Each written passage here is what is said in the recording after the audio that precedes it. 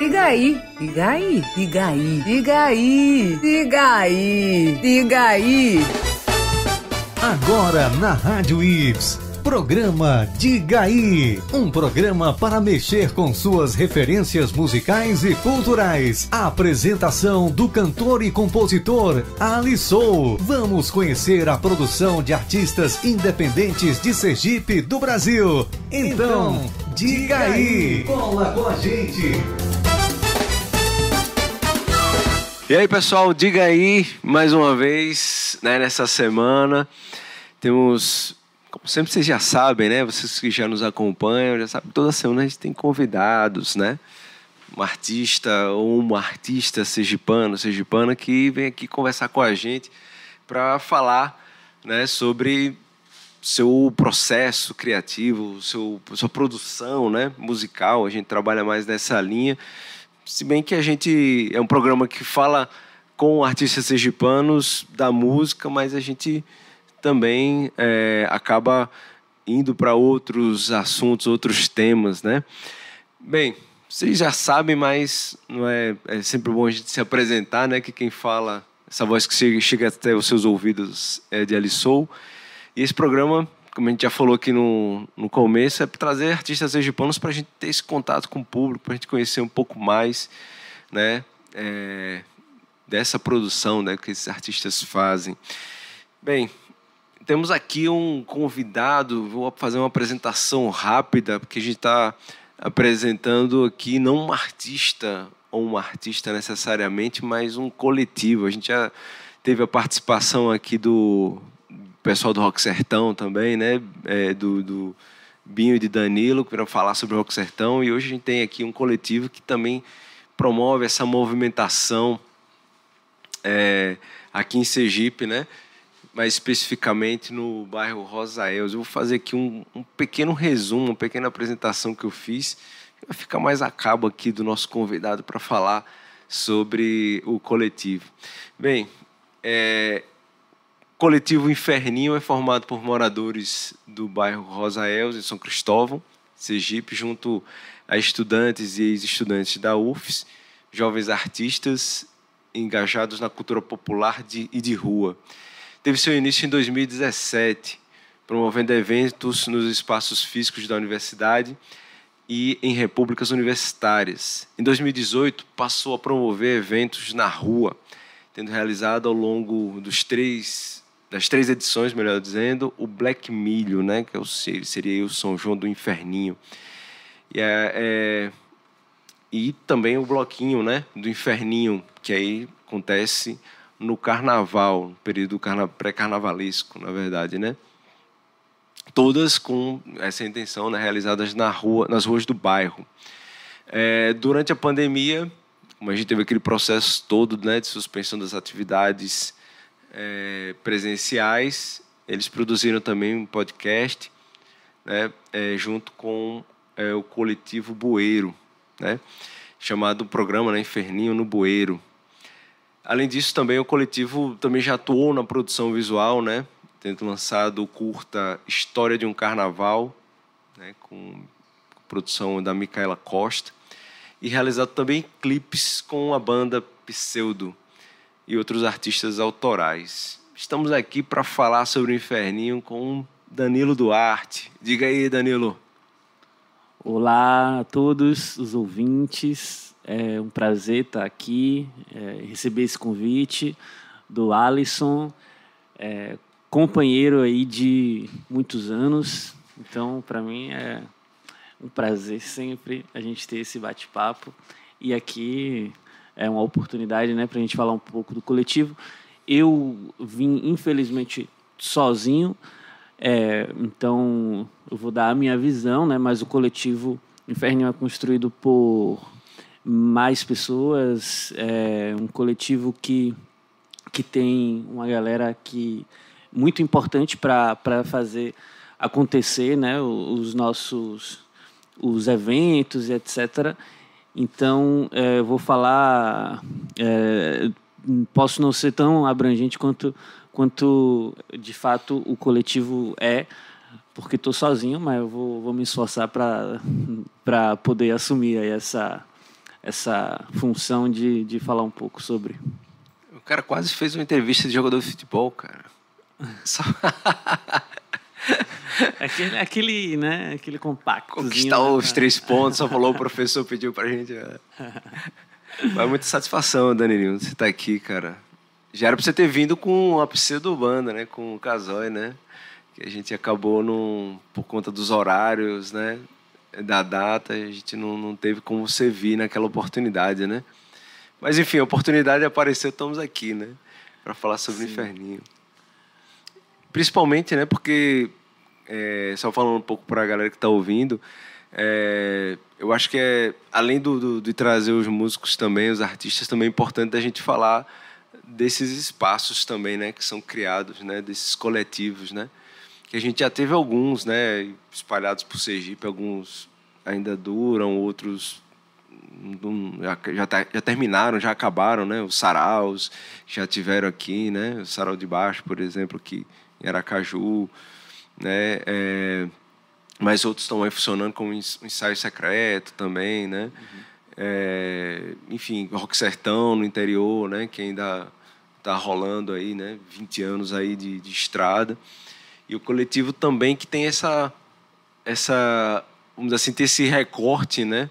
De acontecer, né, numa parte periférica também, né, e tendo esse foco também, né, com essa cultura de rua e essa cultura popular na periferia. Então, acho que tem essa parte que é importante a gente conversar.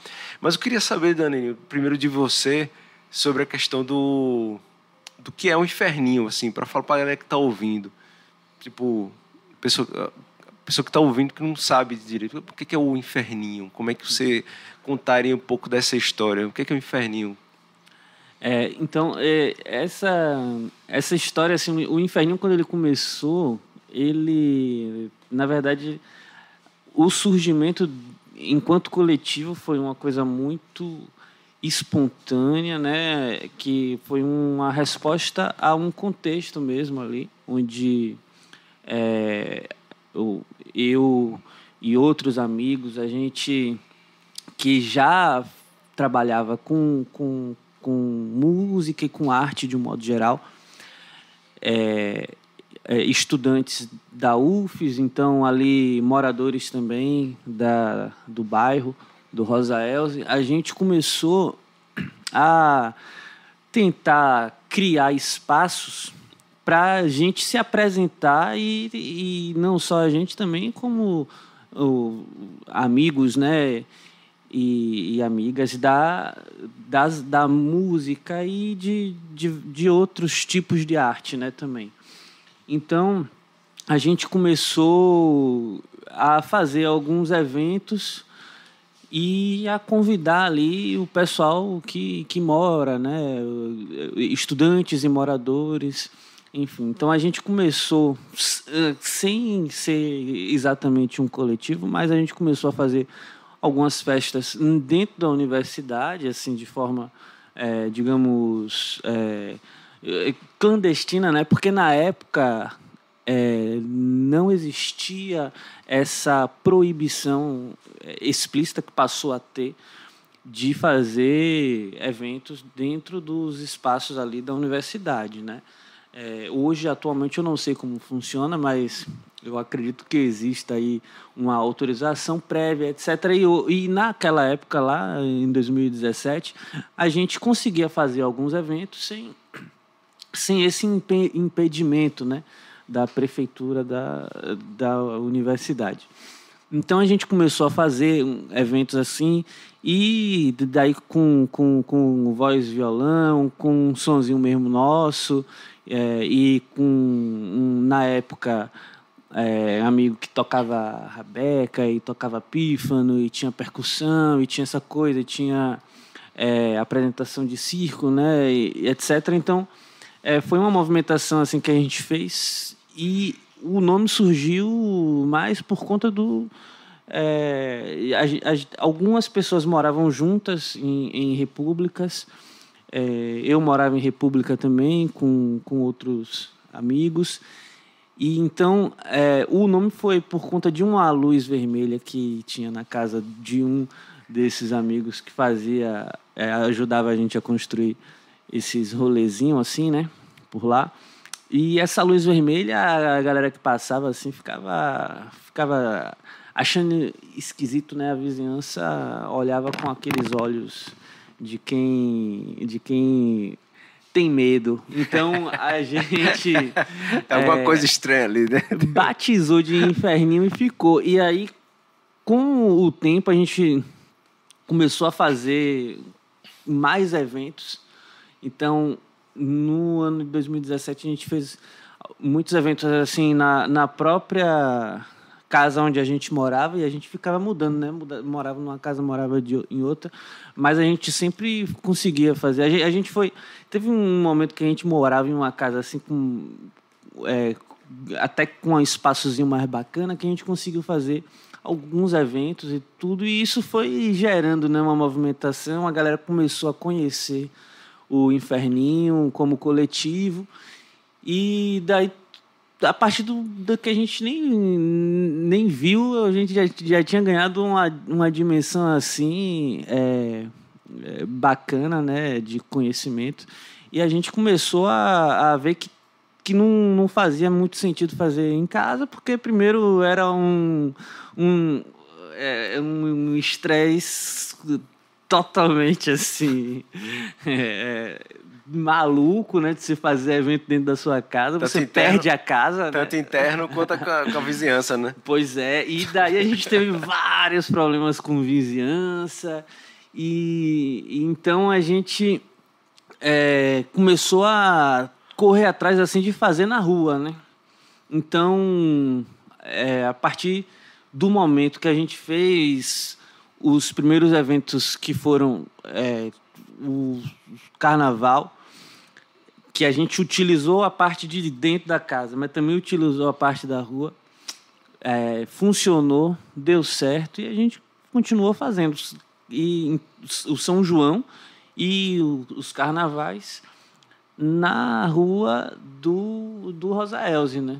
E daí ficou, a gente conseguiu juntar mais galera, juntamos com outros coletivos em alguns eventos, juntamos com artistas parceiros, e daí disso surgiu banda, e aí daí muita gente nova, uma galera de Aracaju, de Nossa Senhora do Socorro, enfim, a grande Aracaju, né, todinho. Então a gente tem assim uma galera que não é só do Rosa Elze, mas que constrói e ajuda a fazer esse coletivo acontecer majoritariamente lá pelo Rosa Elze, mas a gente já fez eventos também em Aracaju mesmo, né? Lá na cidade já de São Cristóvão fez também. eventos na própria, né, no centro histórico, né, que a gente diz. Então é isso, a gente se juntou e tem aí hoje o coletivo, se a gente for pegar o que era o coletivo em 2017 e o que é hoje, mudou bastante coisa, pessoas, e então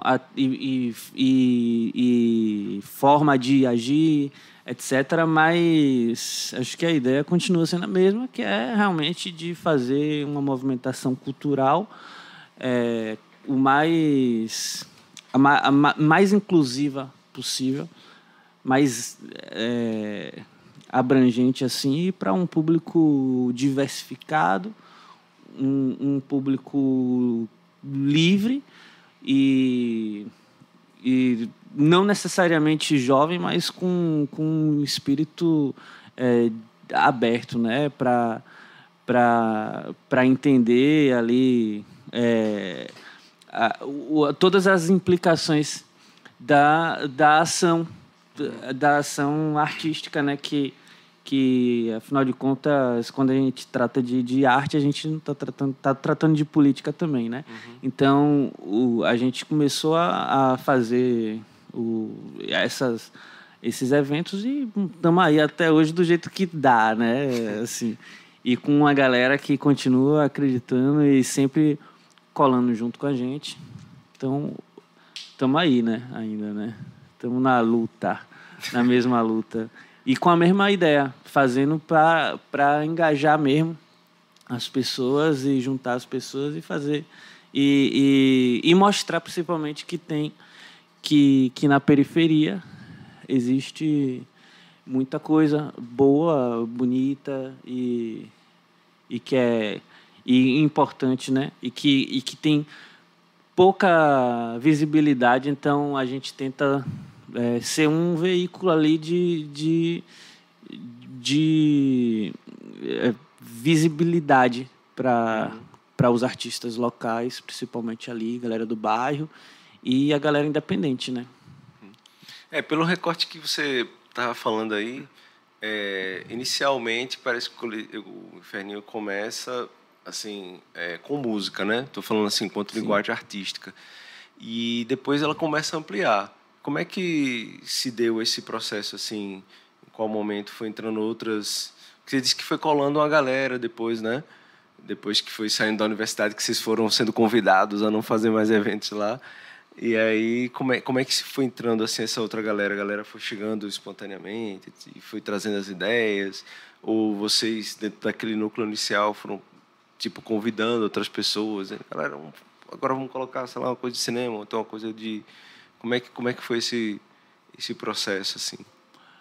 Então, isso nunca foi exatamente assim pensado, mas sempre foi muito relacionado à música, de fato, né? Digamos que a música seja a principal arte ali do que a gente manifesta, por conta que são eventos de música, né? Majoritariamente, ou seja, é São João, Carnaval, que é no período ali do pré-Carnaval, na realidade, que é o bloquinho, né? E tudo.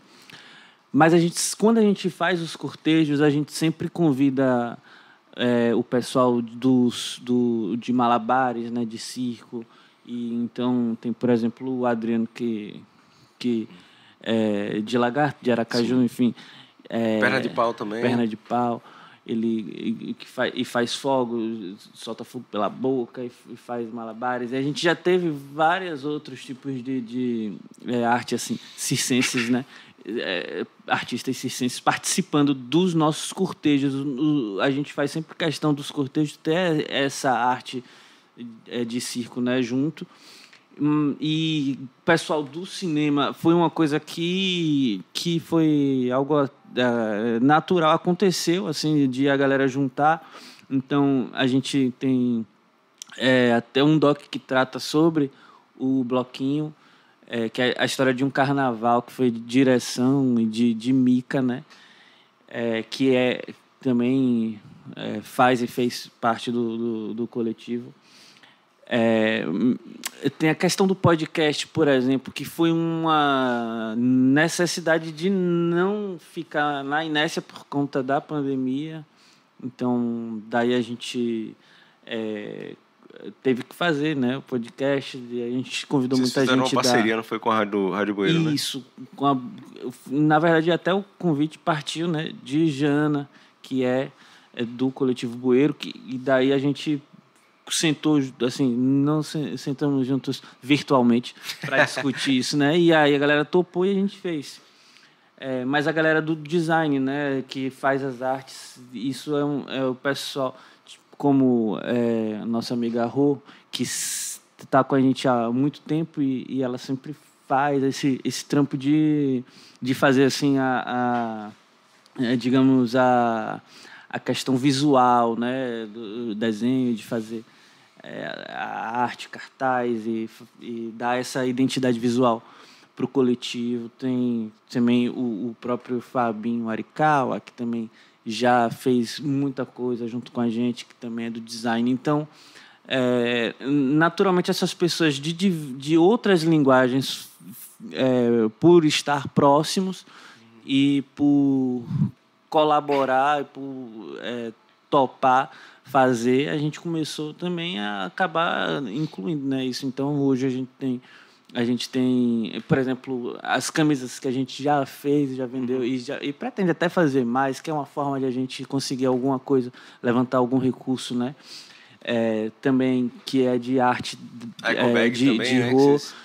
Exato, a ecobag, que é uma arte própria, né? a questão do podcast e o documentário, enfim. E então, ou seja, a gente acabou saindo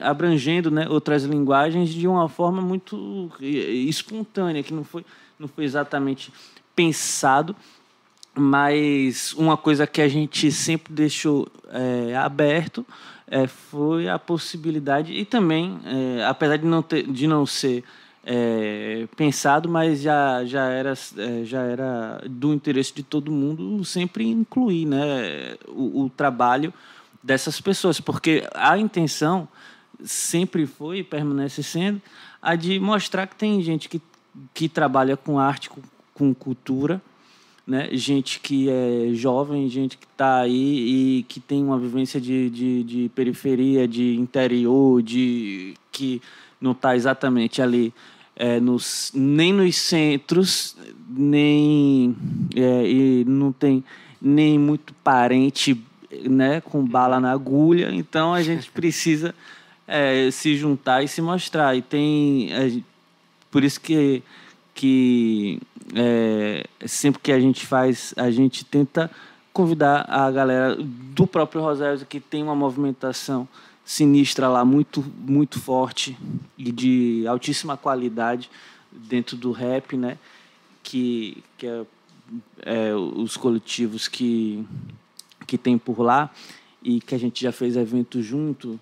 Enfim, então a ideia é mostrar que tem muita coisa que dá para a gente consumir, e isso é muito importante para o pessoal da periferia, né, da favela, porque a gente ficar esperando que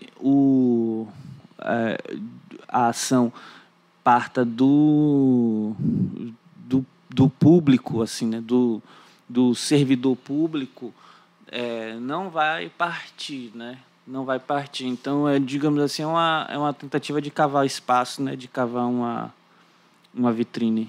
Até dar espaço para os invisibilizados aí, que você já falou, né? Exato. Tantas pessoas que são da periferia, quanto também que vêm do interior, artistas que não têm esse espaço, né? Para poder apresentar sua arte mesmo, né? Ou criar esse canal de diálogo e tal, né? E aí o Inferninho traz isso. Outra coisa que me chamou a atenção também no Inferninho, além desse recorte também de linguagens, né, artísticas, é esse recorte que você já chegou a falar um pouco, né, social e política, né, que é bem característica, assim, né, quer dizer, bem clara, na verdade, né, desse recorte. Queria que você falasse um pouco sobre essa questão também dessa relação da arte com a política que o Inferninho traz, né, junto com a linguagem artística. Então, quando a gente foi convidado assim, para fazer parte de um das edições do FASC, se eu não me engano, o FASC, a segunda edição do FASC depois daquele retorno, a gente calhou assim de cair numa data de 15 de novembro, o nosso cortejo. E a gente acabou dizendo, vamos fazer então um cortejo assim, né? Vamos dar um nome aqui para esse cortejo, vamos chamar de Provocação à República, né? E daí a gente colocou o bloco na rua com o Casói, né? Que também faz perna de pau. Sim. Também faz parte da banda, da Pseudobanda, que é uma banda que a gente acabou juntando com o coletivo, e aí a gente fez a Pseudobanda e o Inferno Coletivo. E então, depois desse cortejo, que deu uma galera lá, foi muito bom, deu muito conteúdo bacana. A gente fez com o pessoal do Maracatu, a Xedari. E a gente fez junto com eles, né? Eles fazendo o cortejo, o Maracatu, e a gente fazendo o desfile circense. E daí, depois desse cortejo de Provocação à República, isso foi por edital, né? A gente inscreveu um projeto, assim, e eles acabaram aceitando esse cortejo. E depois a gente nunca mais foi chamado, vai ver. a provocação República incomodou um pouco. Mas a nossa maior dificuldade é justamente sobreviver fazendo eventos com endereço, né? Com esse tipo de provocação, porque muita gente não quer se envolver, né? Não quer ser relacionado, então a gente não consegue muito patrocínio, né? Por exemplo, nos últimos eventos que a gente fez, tanto de Carnaval do Bloquinho quanto o São João do ano passado, é sempre a mesma dificuldade de conseguir levantar algum recurso, né? Principalmente de algum patrocinador ou coisa do tipo, porque justamente essa questão também da independência, né? E da liberdade, né? De fazer de uma forma que a gente acabe não se prendendo, né? Muito. Então, o objetivo e a intenção, na verdade, quando a gente trata de política, é naturalmente falar sobre aquilo que é, na verdade, que é a grande guerra social no Brasil, que permanece aí diária contra todo tipo de minoria, né? E então as minorias, elas não são subrepresentadas apenas na política, mas são subrepresentadas também nos espaços de arte, né? Uhum. Então, quando a gente trata de política, assim, na verdade é porque a gente está falando da política do dia a dia, né? Não no sentido do termo, assim, de expressão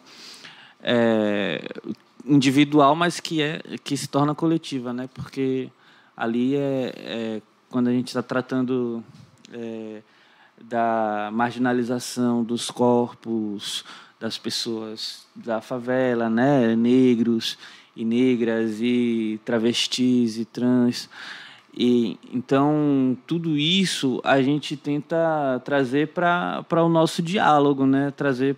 Incluir essas questões que acabam sendo políticas pela disputa, né? De representação, de representatividade que existe. E então a gente tenta ser ali uma maneira também de brigar por esse espaço, e daí é importante que a gente não se dobre, né, a qualquer tipo de imposição. Então a gente tenta sempre manter digamos assim, essas bandeiras que faz parte aí na verdade, daquilo que daquilo que representa as próprias pessoas que fazem parte do coletivo, né? Que é feito por mulheres. Então, enfim, a gente acaba tentando dar voz àquilo que o coletivo né? De certa forma. Então, você falou aí sobre alguns eventos que vocês fizeram também, assim, em São Cristóvão, né, no Centro Histórico, que você comentou. Você falou também que em Aracaju também vocês já fizeram também, né, apresentação. Mas o local que vocês mais fizeram, né, que justamente é o local, o centro mesmo, né, de onde o Inferninho atua, é no Rosa Elze. Isso. E na rua, né, principalmente. Tenho uma curiosidade para saber assim, como é que é essa relação com o público residente lá, né, os moradores do Rosa Elze. Como é que é essa interação entre o Inferninho e os eventos, né, que são promovidos, tanto o Black Milho quanto o Bloquinho. Como é que é essa relação com o público? Há uma aceitação, há um envolvimento? Como é que é essa troca? Então, a gente já fez alguns festivais, né, assim, de música, que daí em casas fechadas, mas realmente, majoritariamente, os nossos eventos a proposta é ser aberto na rua, né? Que aí a gente consegue ter justamente essa diversidade maior de público. Então, a gente tem... Sempre que a gente faz os bloquinhos, o pessoal da comunidade cola muito, assim, porque a galera fica feliz quando tem um evento na praça, né? Então, o evento na praça, ele é fácil de ver, é fácil de acompanhar. Então, assim, bloquinho, por exemplo, a criançada faz a festa, né? Porque a gente começa no final ali da tarde, então tem muita criança que vai brincar, e daí vai os pais, e aí vai a comunidade, sempre recebe muito bem. E, assim, uma coisa interessante é que sempre tem os comentários, né, no final, assim, eu gosto muito dos eventos aqui porque nunca rola treta, não rola confusão, né? Então, assim... Mas já rolou polícia lá, assim... Sim, exatamente. A única confusão que teve foi a polícia que fez, né? Por incrível que pareça, a única confusão é a polícia. Exatamente. Então, a galera respeita bastante, eu acho que por conta disso, né? De ver ali que é um esforço honesto, né? Das pessoas que estão ali trabalhando e se apresentando, né? Fazendo todo aquele corre ali que não é fácil, que exige um custo de fazer palco e estrutura de som e tudo, mas que a galera respeita muito, assim, quando acontece, justamente por conta dessa, eu acho que dessa identificação também, né? Ali, apesar de não ser eventos, digamos assim, da cultura popular no sentido da música de indústria, né? Sim, daquela música de massa, mas que acaba, na verdade, também representando, porque as pessoas são muitas coisas, né? Elas não são só o que se toca na rádio, né? Sim. A galera também gosta de ver coisas que não tocam na rádio, né? E acho que a prova é justamente que quando a gente faz os eventos, a galera cola muito, assim, tem sempre muita gente. Nosso público maior continua sendo, de fato, assim, a galera jovem, né? A juventude. Mas universitária. Que a galera universitária. E os jovens do bairro também, universitários ou não, mas a galera que mora por lá.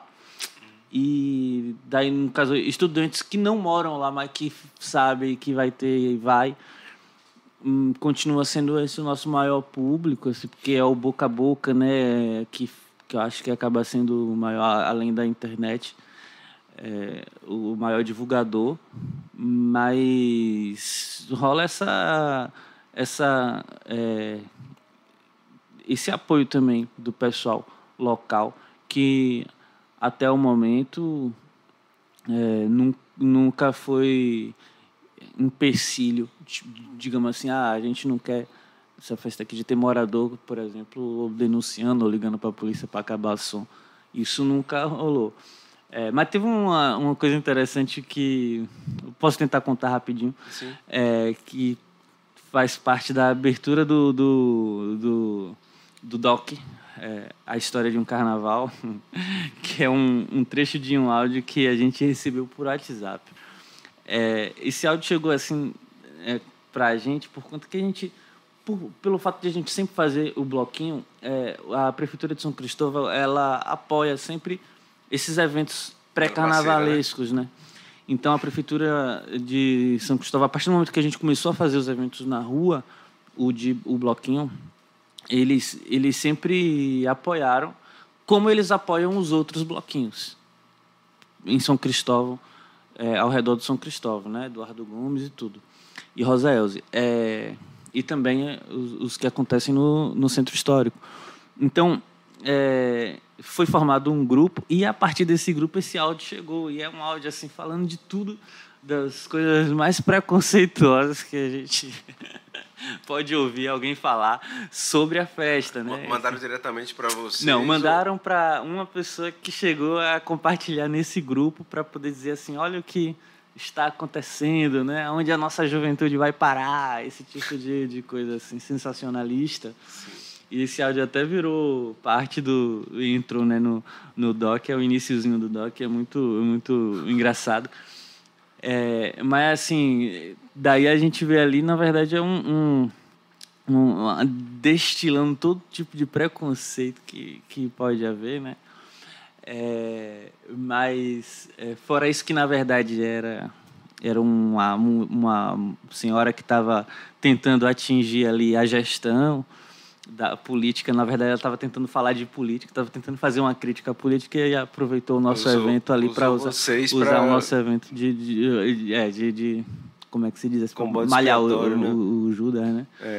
Então é isso. Fora isso, que foi uma coisa assim muito esporádica, não chegou pra gente nenhum tipo de chateação, porque na verdade os eventos eles nunca passam do horário, até porque é uma coisa que todo mundo já sabe, né? E daí a gente só cumpre, né? Então é sempre muito bem acolhido, né? Agora, a nossa grande dificuldade, na verdade, nunca foi fazer os eventos na praça, porque a praça ela tem, a galera gosta demais, assim, tem sempre um público muito bom, mas a nossa dificuldade sempre foi realmente em como a gente levantar recursos para fazer, né? Isso aí, com certeza, sem dúvida, é o que impede que a gente faça mais, é o que impede que a gente construa outros tipos de eventos que a gente, às vezes, tem interesse, mas não consegue articular. E também, depois da pandemia, assim, ficou um pouquinho mais difícil digamos assim, captar e daí também iniciar outros tipos de projetos, né? Dificultou bastante. A questão da pandemia atrapalhou muito, assim, mas por outro lado estamos aí, né? Ainda na luta, tentando não fazer com que esses eventos não morram, né? Que são esses eventos mais tradicionais do ponto de vista cultural, da cultura popular, que é o São João e o Carnaval, e também que para a gente acaba sendo eventos que são marcantes para o coletivo, né? E são os eventos que a gente mais preza, assim, pela manutenção, por conta justamente dessa característica, né? De ser aberto e de ser público, né? Principalmente, e de ser feito na comunidade. E em relação a parceiros, assim, você falou que tem uma dificuldade, assim, do coletivo pós-pandemia, principalmente, né, para conseguir parceiros, tal, né, para levantar recursos. Atualmente, assim, quais parceiros que vocês conseguiram ter? Porque às vezes, assim, acontece tanto na iniciativa privada ou no poder público, né, de você, pelo trabalho que já fez, né, conseguir alguns parceiros, ou vocês sempre estão, todos os anos, assim, tem a dificuldade de começar do zero, de buscar esses parceiros? Como é que vocês...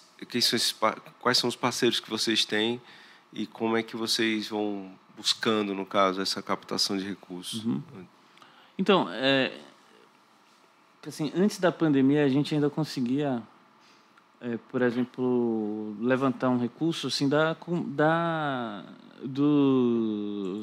dos empresários ali de mercearia, mercadinho, entendeu? Que é ao redor ali na região, pedindo uma coisa pequena mesmo, um pouquinho de cada, e daí já ajudava em alguma coisa, né?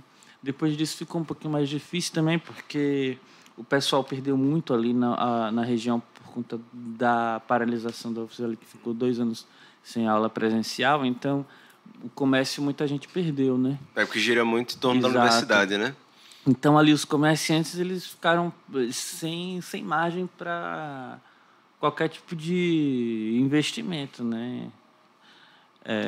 Então, isso daí também acabou prejudicando um pouquinho.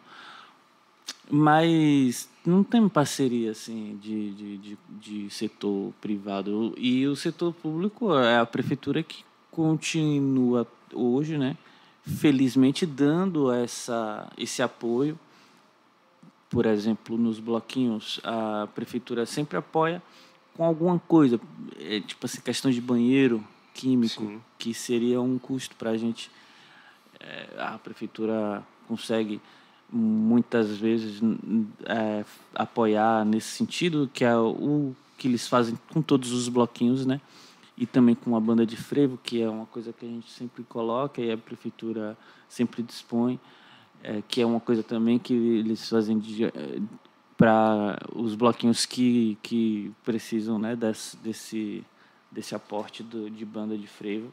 E então acaba que nos eventos de rua, sem esse apoio da prefeitura, seria completamente inviável, né? Porque apesar de ser pontual, de ser um apoio pontual, é algo que ajuda muito, porque a gente tem, por outro lado, diversos custos que é muito complicado de a gente manter, porque Sim.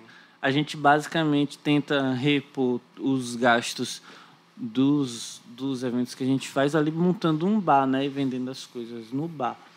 Então, não é exatamente uma autossustentável. Então, a gente precisa ver o que fazer, né? Criar estratégia. Já vendemos camisa, já vendemos ecobag, como você mesmo mencionou.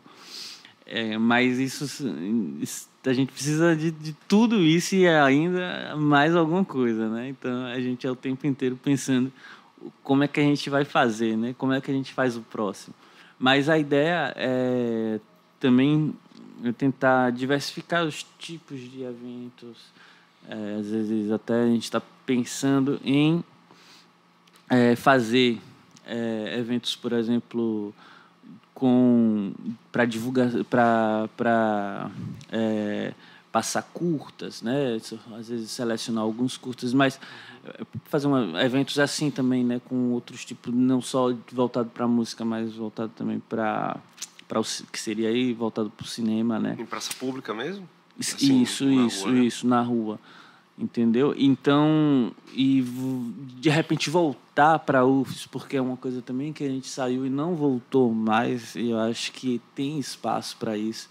Então, assim, acho que temos muita coisa para fazer, que dá para fazer, que a gente precisa voltar a fazer, a pensar como retomar e tudo isso.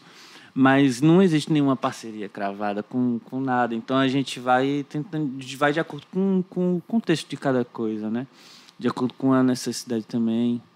Então, eventualmente, retomando aí coisas dentro da universidade, a gente teria necessariamente que ter o diálogo com o DCE, né? Com alguns diretórios ali acadêmicos também, de alguns cursos que a gente já fizemos esse tipo de diálogo, e então a gente já teve esse tipo de apoio também. E outros coletivos também, do próprio Rosaels e de outros lugares de Aracaju, que a gente também já teve algum tipo de diálogo. Então, quando a gente... como, por exemplo, o próprio Bueiro, né, quando a gente fez o podcast, então é muito de acordo com o que a gente está fazendo, né? Então, de acordo com o que a gente está fazendo, a gente vai buscar uma parceria, vai buscar um apoio, uma troca. É assim que funciona normalmente. Não tem nada fixo, não tem apoios de parceiros fixos, mas tem esses normalmente coletivos, pessoas ou pessoas assim, né, como nós, né, que tenta ali ver uma maneira de se ajudar, né?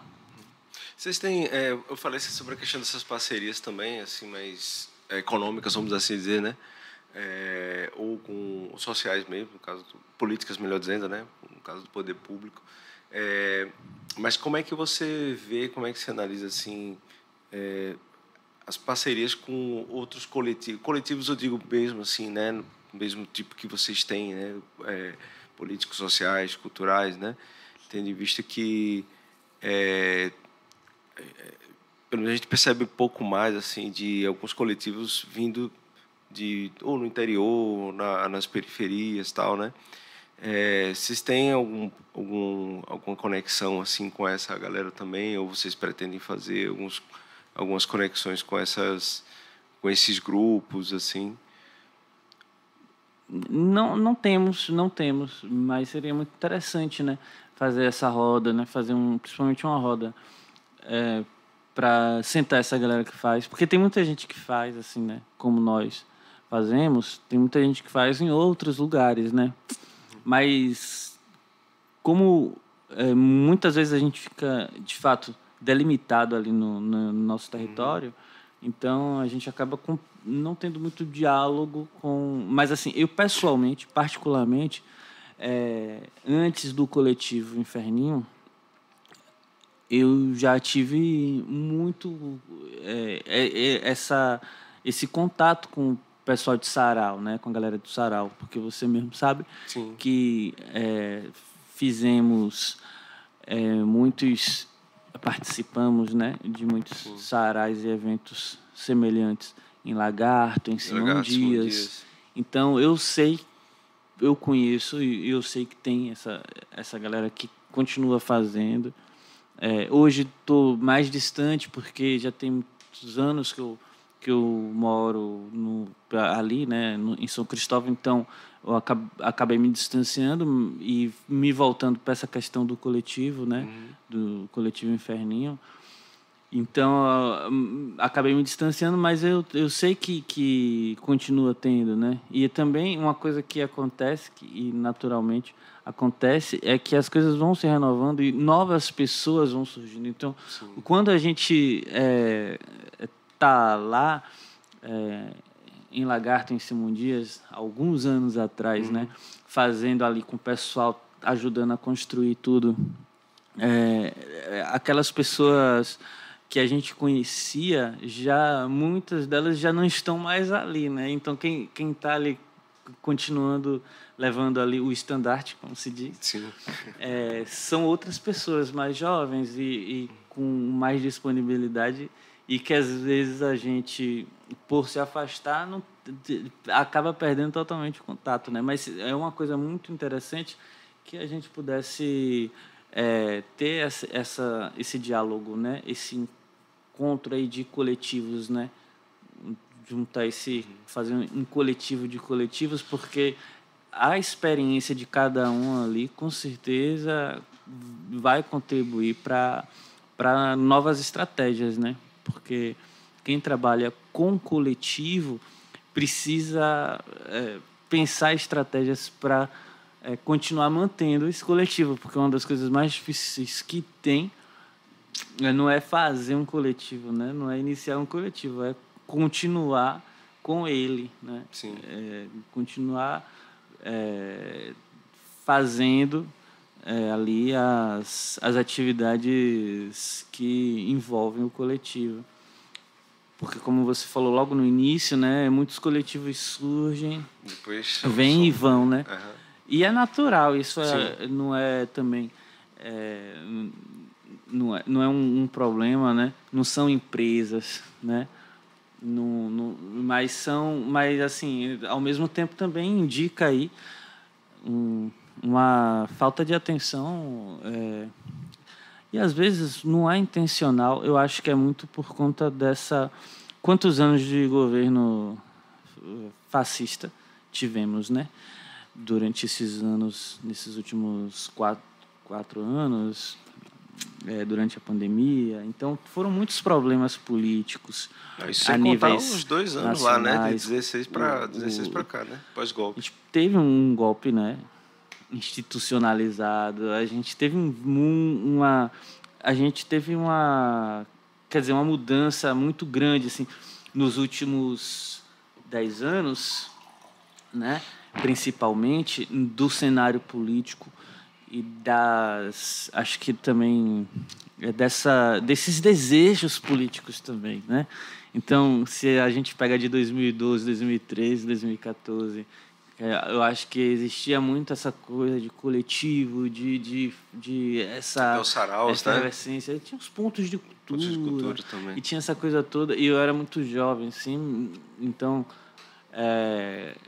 aquilo parecia ser o que aquilo parecia ser que ia, né? Aquilo parecia que ia, mas daí a política nacional ela mudou de rumo totalmente, né? Então isso impactou toda uma cadeia, né? De produção cultural, do cinema à música, à arte de rua, à poesia, né? Ao teatro e tudo, né? Então, assim, principalmente quando eu estou falando dessas manifestações artísticas, mas principalmente pensando assim na galera independente, no pessoal que trabalha realmente longe ali dos grandes centros, né? Eu acho que sofremos bastante por não estarmos perto de centros. Então, o nosso maior centro em Sergipe seria Aracaju, né? Mas que a gente teve, na época, até, como você falou, o Sarau de Baixo, né? Eram os clandestinos. Tinha muito mais movimentação que hoje, às vezes, a gente não vê. E que até pode existir, que às vezes a gente não chega até nós, né? Então, eu acho que a gente perdeu muito de diálogo e de força dentro das instituições, né? Perdemos forças institucionais. Então, o Coletivo Inferno, ele surgiu dentro da falta, né? Ele surgiu na falta, assim, né? Porque de 2017 para cá, a gente não teve apesar de que a gente, local, que é a Prefeitura de São Cristóvão, localmente, né, conseguiu ainda manter a política e retomar, de certa forma, foi uma política ali a partir de 2016, localmente, a cidade de São Cristóvão retomou as suas atividades culturais que haviam sido até deixadas o FASC, de lado, né, no caso, o FASC, inclusive por exemplo, o FASC, né? Exatamente, retomou e sempre foi uma cidade, né, voltada para isso, com muito potencial nesse sentido, é uma cidade histórica. Sim. Então, para a gente localmente, a gente tinha um cenário um pouco até mais favorável, eu diria, mas dentro da conjuntura não chega a ser nada que mude, o que possa dizer que seja diferente do que é em outros lugares, né? Acaba tendo os mesmos problemas, as mesmas dificuldades. Então a gente perdeu no sentido geral, né? Enquanto o artista, de um modo geral, ele perdeu a força diante das instituições, perdeu até mesmo foi muitas vezes pintado como algo ainda mais marginalizado, né? Que se antes a gente tinha uma parte dos artistas marginalizados, a gente passou a ter, nos últimos 5 anos, todos os artistas marginalizados, né? Sem distinção nenhuma. Então, acabou que a arte virou um problema a ser perseguido aí e exterminado, né? Porque a gente viveu um período de uma onda, né, fascista. Depende de quais artistas, né? Porque alguns até se beneficiaram bastante. Sim. Né? Ganhando até muita grana do próprio poder público, né? Sim, e criticando a Lei Rouanet, por outro lado. Não tinha nada a ver a crítica. Exato. É claro que esses artistas... Principalmente os do agro, né? Os do agro, né? Que é das grandes gravadoras, é uma indústria, né? Ou seja, a música enquanto produto, ela continua vendendo muito bem, e obrigado. Mas a música como um projeto cultural acabou sendo realmente perseguido, assim como qualquer todo tipo de arte, teatro, enfim. E até o próprio cinema local que sofreu bastante. Teve filme que não conseguiu nem sequer ser lançado, né? Foi até perseguido, né? Então, a gente viveu esse cenário e vive as consequências disso, né, Ana? Porque isso é vivo ainda, né? Continua vivo lá. É uma cicatriz que não é fácil superar. Então, acho que a gente perdeu também diálogo. A gente perdeu o diálogo porque a capacidade de um governo estadual, por exemplo, fazer um diálogo como esse de coletivos é muito maior do que um coletivo que se propõe a fazer, né? Sim. Então, essa questão do diálogo, a gente acabou sendo muito prejudicado nesse sentido, né? A gente perdeu espaços para dialogar. E daí, claro, tem essas leis agora que voltou de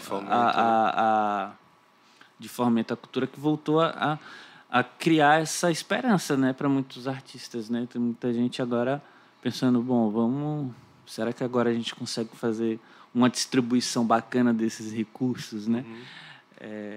Que é, no caso, a lei que é a do Paulo Gustavo e do Aldir Blanc, né, que estão aí sendo discutidas e debatidas até mesmo por esses dias. Então, assim, a gente vê se isso vai dar vazão aí a novas formas também de distribuição desses recursos públicos e que realmente precisa ser muito discutido, né? E discutido com todas as classes. Sim. Mas acho que essa questão dos coletivos existindo ou não, essa questão das instituições fortalecendo ou não, eles vão sempre estar ali, né, dando algum tipo de fazendo novas ideias, criando novas ideias e fomentando a cultura por pontos de vista que dificilmente seria abordado dentro das instituições. Agora, eu tenho uma dúvida aqui. Você estava falando sobre esse processo todo, fiquei aqui processando em relação a essa questão dos coletivos, né, dos grupos que aparecem, desaparecem e tal. Você não, o que você pensa em relação a isso, assim? Porque me parece muito assim que tem aquela perspectiva que existe uma necessidade, porque obviamente se criam-se os coletivos é porque existe alguma necessidade ali, né? Necessidade de um grupo, né, de um segmento tal, que aparece ali justamente para tentar preencher essa lacuna. Mas por outro lado, parece que tem uma carência assim do tipo do entendimento de política pública cultural, o entendimento de política pública cultural para além do entretenimento. E parece que é tipo você estava falando sobre o diálogo, né, dos coletivos, dos artistas com a política, com as instituições, né? Uhum. E aí me parece que assim, os dois lados, vamos assim colocar, estão falando coisas diferentes, ou então não estão encontrando um ponto em comum. Parece que, tipo assim, a minha impressão, queria saber de você o que você pensa nesse sentido. Há um desencontro no diálogo, e porque me parece que muitas vezes quando o apoio chega, é um apoio só para dizer, não, vamos colocar mais como no entretenimento, ou em algumas situações como promoção política, né? Para promover, mas não necessariamente para promover a arte, a cultura, ou né, ter uma coisa mais contínua, né, de estímulo e incentivo. Uhum. Eu acho que não é que há duas, como você disse, né, como se estivessem falando coisas diferentes. Eu acho que são intenções diferentes, né? Porque muitos coletivos eles são assim indigestos, né? Para as instituições, para os poderes públicos, e muita coisa não quer ser discutida intencionalmente, né? Então, eu não sei se é porque falam línguas diferentes. Eu acho que há uma intencionalidade também, né, nisso. Mas eu acho que se a gente passa a enxergar como uma necessidade de formação cultural, a questão da formação dos coletivos, eu acho que essa visão seria assim, muito importante para a gente para a gente construir uma coletividade no sentido assim de pensar a cultura e a arte dentro das escolas, por exemplo, né? Eu acho que seria muito importante, porque eu acho que a escola, assim como a universidade, uma adaptação, né? É um meio de campo ali que pode adaptar essas conversas, né? Que pode trazer esses interesses diferentes ali e discutir sobre isso de uma maneira que possa agregar para todos os lados, né? Tanto para aqueles que constroem coletivos, quanto para aqueles que constroem políticas públicas, né? Então, eu acho que esse tipo de debate seria assim que, obviamente, hora ou outra é feito nesses ambientes, mas não como uma praxis, né? Existe realmente uma lacuna aí enorme que poderia ser muito mais explorada, né? Então, existem projetos, mas demanda muito a ação de um professor, demanda muito a ação assim individualizada, né? Então, se um professor passa a fazer trazer, por exemplo, os estudantes para a discussão de arte, de cultura e de manifestação artística, e daí pode surgir coletivos, daí pode surgir, né, outras manifestações, grupos, enfim, daí surgem muitos coletivos e grupos, né? Mas não é algo que depende muito de uma ação muito individualizada ainda, né? De alguém que está lá em uma instituição como a escola e que tem esse engajamento, esse interesse que vai lá e corre atrás para aquilo acontecer, assim também nas universidades, né? Como um grupo de estudantes que tem esse interesse vai lá e faz isso acontecer, mas não é algo que não é algo que é incentivado, né? Não é algo que é incentivado pelas instituições. De um modo geral, a gente também, não só por uma questão cultural, do não debate, né? E de, muitas vezes, desse tipo de conhecimento não se dado como importante, eu acho que também uma questão de comercial, de maneira de como a indústria que trabalha na cultura, a indústria cultural, funciona. Que não é interessante para a indústria cultural que isso seja discutido, que isso seja debatido, porque isso vai gerar uma consequência negativa para a própria indústria. Então, uma certa autonomia também, né, desses grupos, né? Exatamente. Então, acho que não há interesse comercial, não há interesse intelectual do ponto de vista assim dessa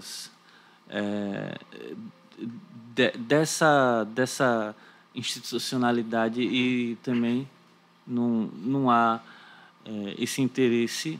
E é a forma, né? Porque se a gente começa a discutir isso, a questão do coletivo, eu vejo assim, os coletivos como maneiras assim de burlar o capitalismo, né? Então, de certa forma, porque senão você faria uma empresa, né? Ou enfim, ou um negócio, ou uma coisa que tentasse se encaixar ali de como as coisas funcionam. Mas acho que o coletivo não tem justamente uma ideia ao contrário, né? O coletivo tenta, na verdade, de certa forma, mais colaborativa, mais de cooperação mesmo, né? Exatamente, não tem essa ideia de cooperação, né? Então, quer dizer, uma galera que juntas, né? Ali se junta para colabora, troca junto, trabalhando junto para construir e alcançar as pessoas de forma também a comungar com essas outras pessoas, né? Aquela ideia, aquela manifestação.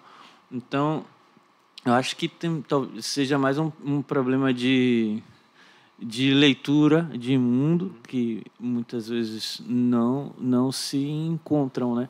Então, daí a questão que eu acredito que escolas e universidades sejam um caminho, porque é uma questão educacional do ponto de vista mais abrangente, é uma questão educacional, né? Se a gente tem os jovens desde os 12 anos, 13, no ensino fundamental, no ensino médio, das escolas públicas, né? Com essa entrando em grupos que discutam isso, né? E eles, enfim, de repente vendo que eles podem ser dançarinos sem necessariamente passar pelos programas do Faustão ou do Luciano Huck, enfim, mas eles podem ser dançarinos na sua própria comunidade, juntando com seus próprios amigos e amigas e fazer aquilo de outra forma, né? Fazendo aquilo dançando do jeito que se identifica, que acha, que acredita, e que aquilo também tem gente para olhar, também tem gente que vai gostar, também tem gente que vai apoiar e incentivar. Então, eu acho que dar essa... Eu estou dando um exemplo, né? Mas isso é na dança, na música, na arte de escrever, na arte de fazer um verso, na poesia, enfim. Porque, às vezes, a gente fica ali... foca muito na questão da representatividade na televisão, né? Na rádio, tipo... Bom, é muito importante a representatividade na televisão, mas se uma pessoa consegue, outras 100 não conseguiram, né?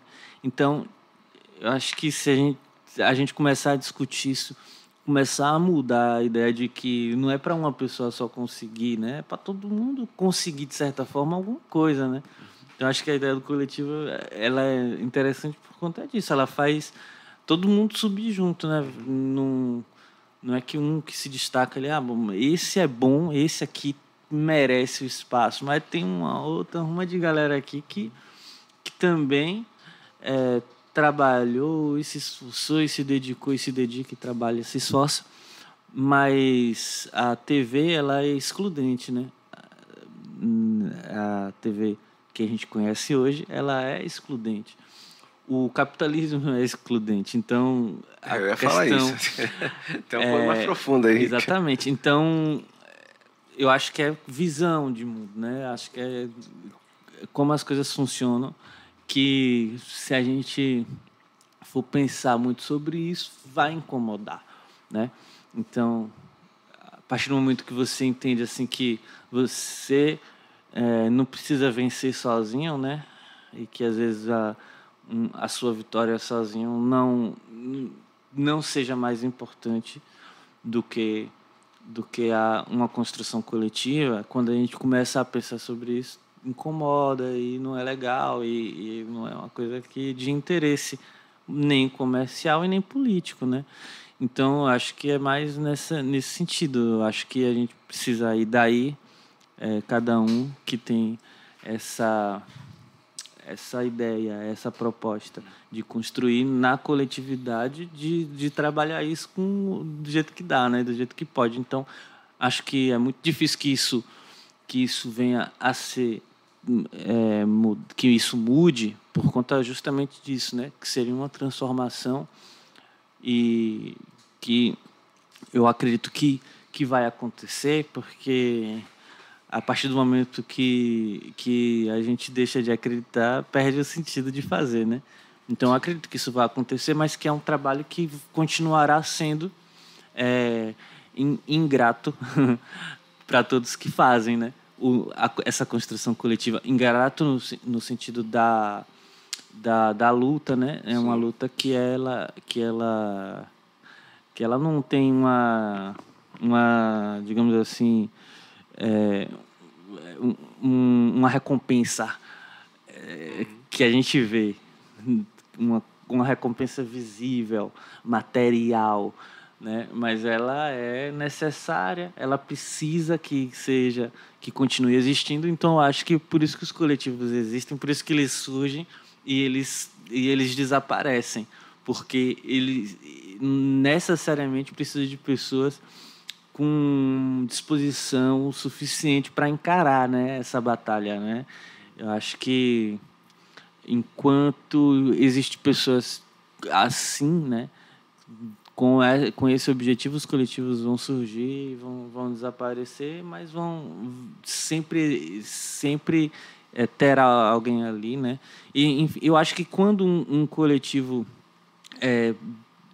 digamos assim, deixa de acontecer, também não diz muito sobre políticas públicas, eu acho, diz mais sobre políticas públicas do que exatamente sobre o fim daquele coletivo, porque a partir do momento que um coletivo surge, eu acho que ele acaba incentivando que outros surjam. Então, quando eles desaparecem, já surgiu 2 ou 3 ali no rastro daquele que já foi, né? Sim. Eu acho que isso é por isso, eu acho que é por isso que acontece muito de surgir e desaparecer, né? Sim. Porque é muito as condições nunca são ideais, nunca são propícias, então é muito difícil manter. Mas ao mesmo tempo aquilo, né? Existe o espaço, existe a necessidade, existe o interesse, então é por isso que surge. Eu acho que é isso. Mas assim, eu penso assim que eu concordo com você, assim, passo com a questão do estímulo dentro dos ambientes, né, de educação e tal. Mas eu percebo muito assim que tem uma certa carência, porque quando a gente está falando de política cultural, está falando de várias coisas também, assim, né? Não é só também um incentivo, o estímulo, o fomento, né? Mas é também a criação de espaços, também assim, espaços para que você possa executar, né? Tipo, a gente teve muita dificuldade com alguns coletivos, né?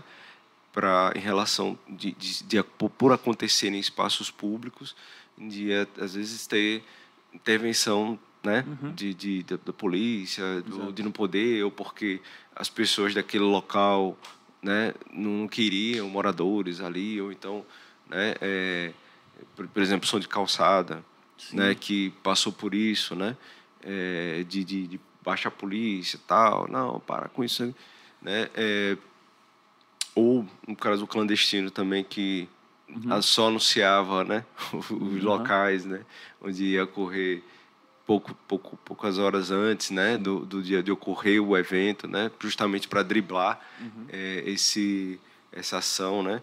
Então eu vejo isso também como uma forma negativa na contramão de pensar na política cultural, né. E outro ponto também seria também a questão da formação dos artistas. Formação, digo assim, porque queira ou não queira, para você tornar, mesmo que seja um coletivo, que surja ali espontaneamente, né, as pessoas com foco na arte e na cultura, tem uma parte administrativa, né? Estou dizendo assim, uma parte administrativa no sentido de, cara, como é que a gente torna isso aqui sustentável? Como é que faz para fazer um projeto? Como é que eu crio também materiais de divulgação, né? Portfólio, clipagem, né? Como é que eu torno o meu coletivo uma marca, né? Uma marca assim, ou uma marca que seja divulgada, para ser conhecida. Não no sentido necessariamente de se tornar uma corporação, uma mega empresa, coisa parecida no entretenimento, né? Mas para se tornar sustentável, né?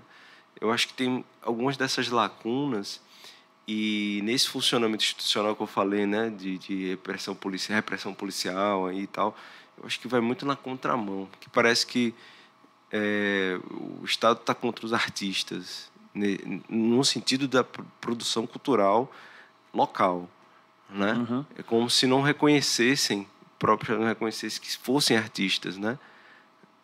Porque esse tipo de ação para mim são mais desestimuladoras, né? E aí a questão dos coletivos, né? Que ainda, por exemplo, como o Inferninho, né? O Rock Sertão, por exemplo, né? Tal, Ensaio Secreto e os outros que ainda existem por uma resistência mesmo, assim, né? Por muito esforço mesmo de querer fazer a coisa acontecer, de acreditar naquilo, né? Eu concordo muito assim com você nesse sentido, né? Que existe essa repressão, ela é um dado real, né? Da realidade. E daí eu acho que casa com aquilo que eu estava falando, né? Nesse sentido, porque o que pode existir é casa de show, né? É casa de show com acústica, né, própria, com funcionamento próprio, com a entrada que as pessoas pagam, entendeu? Então é tudo dentro dessa questão. Então, assim, de um modo geral, para a burguesia local, a cultura, a música, o cinema, o teatro, a arte de rua, né? sempre existe, nunca deixou de existir, porque se você pode pagar, você pode entrar. Sim. E você pode ir para um local apropriado para isso. Então, eu acho que o Estado, a ação do Estado, né, policial, de reprimir esses eventos, de reprimir o acontecimento, né, desses eventos, ele trabalha contra os artistas, de fato, mas eles principalmente trabalham a favor desse mercado, né, a favor dessa camada mais bem vivida, né, de vida, mais bem de vida. Então, assim, exclui toda uma questão ali das pessoas que estão sem acesso à cultura, que estão sem acesso à arte, porque simplesmente não há mesmo um interesse em se fazer aquilo, que não se tenha um retorno, porque o trabalhador comum que mora enfim, na periferia ou afastado, né, ali do centro, ele não tem grana para pagar, então ele não é importante, né? Não é, então, assim, óbvio que daí é que deveria entrar a política pública para essa camada, né? Mas a gente vê como é difícil que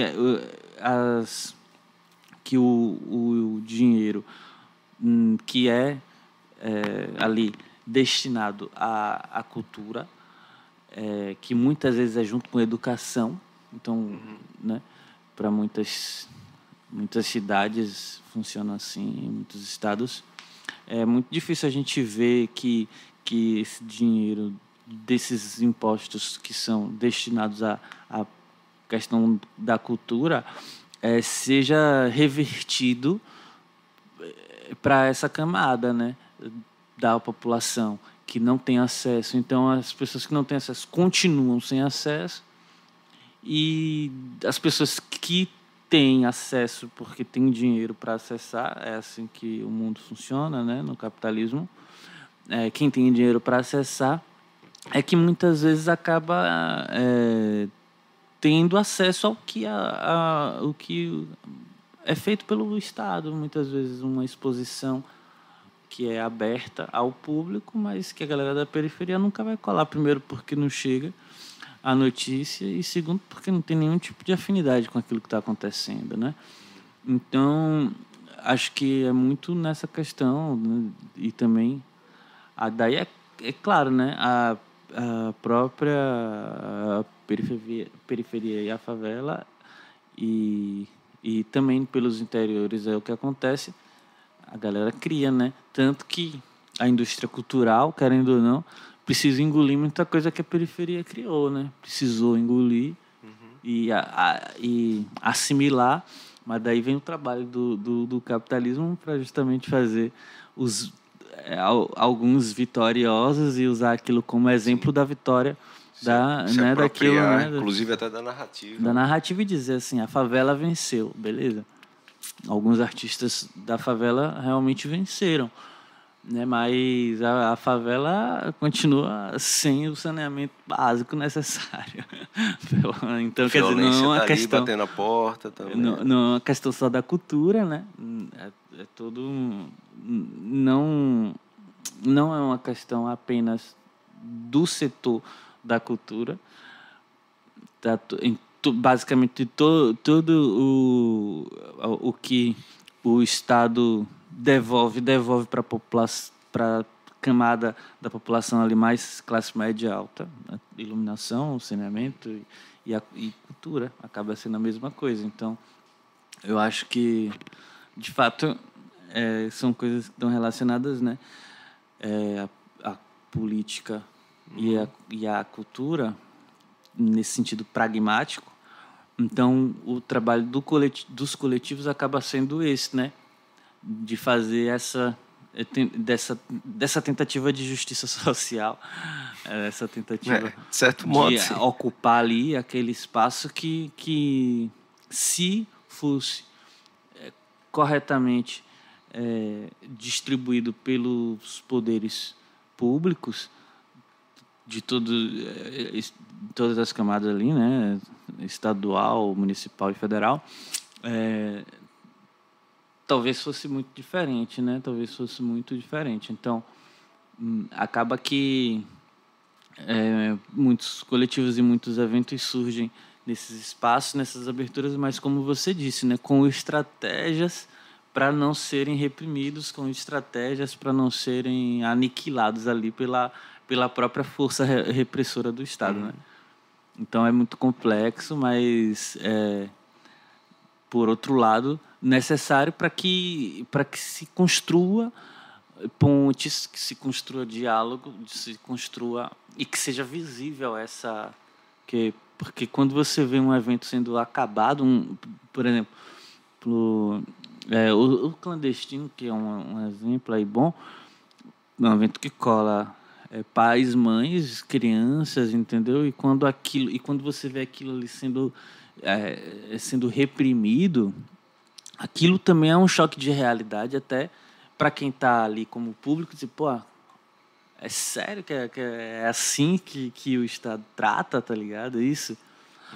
Uma coisa meio ditadura, né, velho? Também que a ditadura não podia se encontrar duas pessoas na rua. Acaba assim, os coletivos acabam deixando, trazendo à superfície coisas que seria pouco visto, né?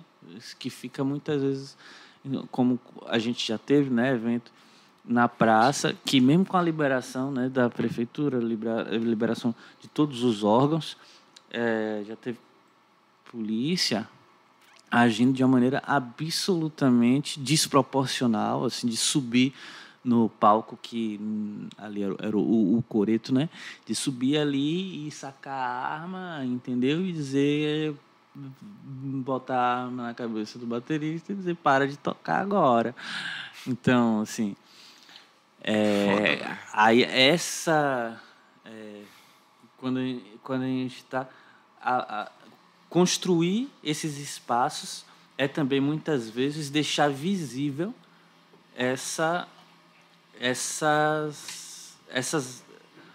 esse mod operandi, né, do Estado ao tratar da cultura e da arte de um modo geral. Então, que é um tratamento bem marginalizado, né? Exatamente, expondo, né, essa marginalização. Porque muitas vezes quando a gente fala, isso não fica claro, né? Então, quando a gente faz e acontece o que acontece, como esses exemplos, né, que a gente trouxe, então isso acaba deixando ali explícito, né, a repressão. E é o que acontece também, não só para esses eventos, mas os bailes, né, os eventos, principalmente, né, de rap, então, de funk, enfim. E essa repressão, ela existe, e quando esses eventos acontecem e quando esses eventos são reprimidos, isso fica explícito, né? Então, porque obviamente que ninguém vai assumir, enquanto político, que reprime mesmo, que acaba claro mesmo. Que não. Então, assim, quando acontece, fica ali visível, né, esse tratamento, né, essa marginalização.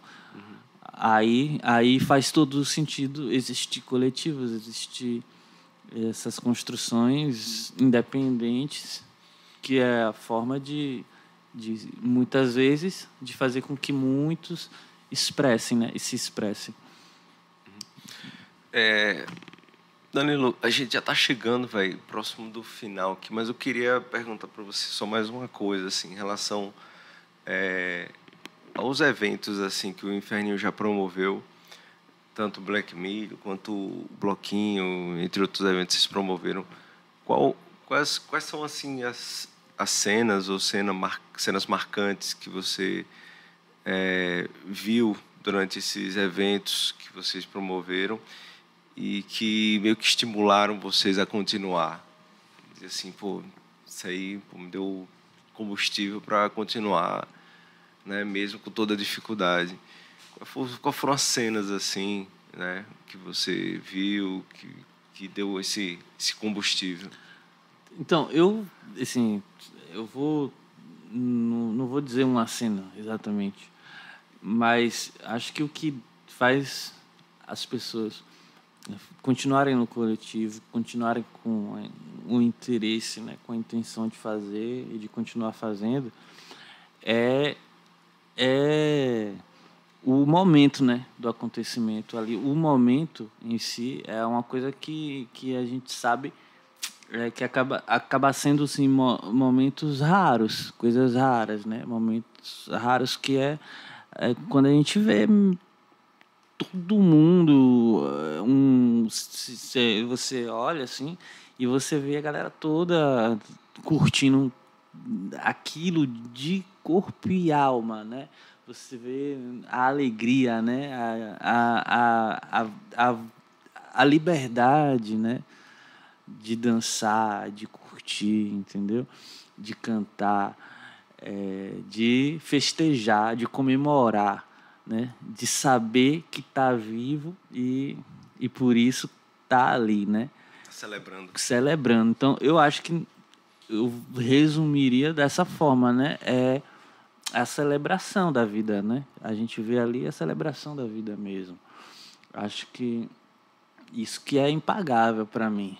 E eu entendo que seja combustível para a gente continuar fazendo, né? Então, não só... Isso a gente não tem só quando a gente faz um coletivo, né? Mas acho que é a capacidade que a arte tem de gerar esse tipo de manifestação, tanto para quem faz quanto para quem está ali vivendo a experiência, né? Acho que o mais legal é isso, a gente vê a galera curtindo para valer, né? Curtindo para valer, sabendo ali e vivendo uma coisa que a gente sabe que é como o carnaval, né? É como o carnaval, que a gente sabe que vai chegar a quarta-feira de cinzas. Então, é como se cada evento é um carnaval, né? Todo evento é um carnaval, nesse sentido, né? É o espírito do carnaval. Massa, massa. Bem, tivemos aqui com o Danilo Duarte, do Coletivo Inferninho. E aí, Danilo, eu queria que você falasse onde é que a galera quiser acompanhar informações sobre o Inferninho, quais são as redes ou os contatos aí, onde é que a galera pode encontrar. Tá, hoje a gente, principalmente assim, a ferramenta que a gente utiliza é o Instagram. Então, se você pesquisar Coletivo Inferninho ou digitar @Coletivo Inferninho, vai dar de cara com a nossa página no Instagram. Lá tem um link na bio que linka para as outras plataformas digitais.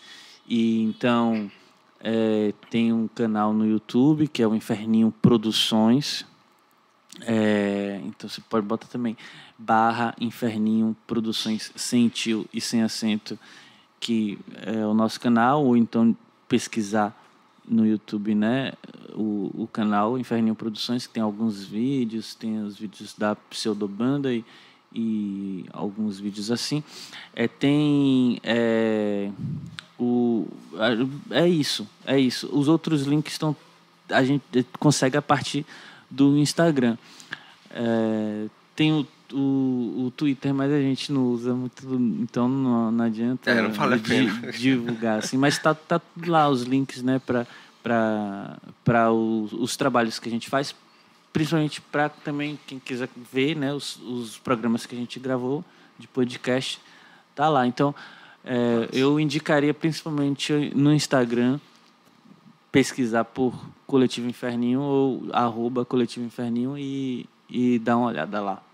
Tem muita foto bacana também do último bloquinho que a gente fez, umas fotos muito, muito bonitas que a nossa amiga Raíra tirou, né? E a gente compartilhou lá algumas.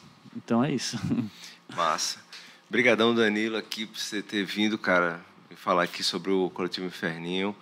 Vida longa aí o Coletivo Inferninho, mesmo com todas essas dificuldades, né, que principalmente pós-pandemia, né, vem se apresentando. Mas é aquela questão, né, quando a gente está trabalhando junto com pessoas que estão com o mesmo foco, cria-se uma energia, uma força, a gente dá continuidade, vai para frente. É muito importante, principalmente onde o Coletivo Inferninho atua, né, que é na periferia, que são locais que essa carência ela fica mais evidente, né? Mais evidente onde essa lacuna ela mais aparece. Então, massa você ter vindo aqui, cara, para falar, para a gente conhecer um pouco mais, né? O público principalmente que ouve. E para já a gente encaminhando mais para o final aqui, queria agradecer você, ouvinte, que chegou até aqui, e dizer que o Diga Aí, ele rola sempre todas as sextas e sábados, das 10 às 11h30, né? Ganhamos aí mais meia hora, né, no chorinho. E também podcast você pode ouvir, fazer aquela temporada todinha, né, aquela maratona, caso você não tenha ouvido. Se você está acompanhando, beleza, ótimo. Deixa aí a curtida lá também, que a gente agradece. E a gente está em todos os tocadores, certo? Não tem desculpa. Todos os tocadores, Spotify, Deezer, Amazon Music, etc. Todos esses aí que vocês conhecem. E é isso. Semana que vem a gente volta com mais um artista, ou para falar sobre um coletivo, sobre um evento que rola, festival, né, ou sobre algum artista, e a gente vai conversando. Nos acompanhe também no Instagram, não esqueçam, né? Diga Aí Podcast, para acompanhar todas as informações. É isso, ficamos por aqui. Beijo grande, valeu, tchau, tchau. A Rádio Ips apresentou o programa Diga Aí. Continue ligado. Rádio Ips, comunicação sem fronteiras.